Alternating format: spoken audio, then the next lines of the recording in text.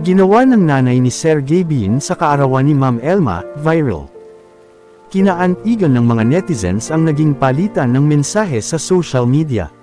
Sa pagitan ni Mama Beth, ang ina ng sikat na content creator na si Sergey Bin, at ang kanyang ex-girlfriend na si Elma Asagara para sa kaarawan nito. Sa kabila ng paghihiwalay ni na Sergey Bin at Elma Asagara, nanatiling buo ang respeto, pagmamahal at magandang relasyon sa pagitan ni Elma Asagara at ng pamilya ng kanyang ex-boyfriend na si Sergey Bin. Ang maikling palitan ng mensahe ay nagpapakita ng mainit at malapit na ugnayan sa pagitan ni na Mama Beth at Elma Asagara, na nagpahayag ng pagmamahalan sa pamamagitan ng simpleng pagbati sa kaarawan at taos-pusong binabati pasasalamat. Sa isang Facebook post, simpleng ngunit taos-pusong binati ni Mama Beth si Elma. "Happy birthday Elma Asagara, love you."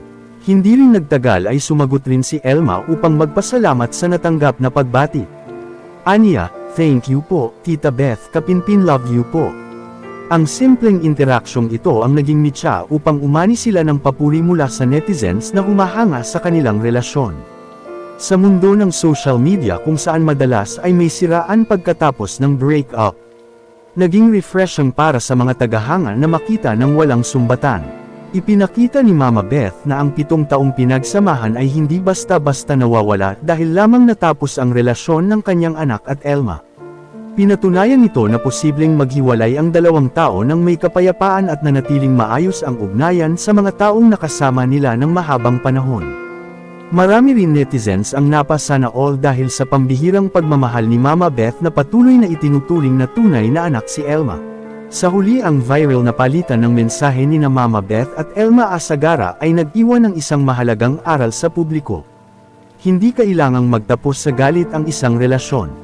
Napatunayan ng kanilang maayos na ugnayan na ang 7 taong pagmamahalan at respeto ay nanatili, kahit pa nagpasya silang maghiwalay ng landas. Ito ang dahilan kung bakit patuloy silang inuuliran at pinupuri ng mga netizens bilang ehemplo ng isang tunay na mature at mapayapang break-up.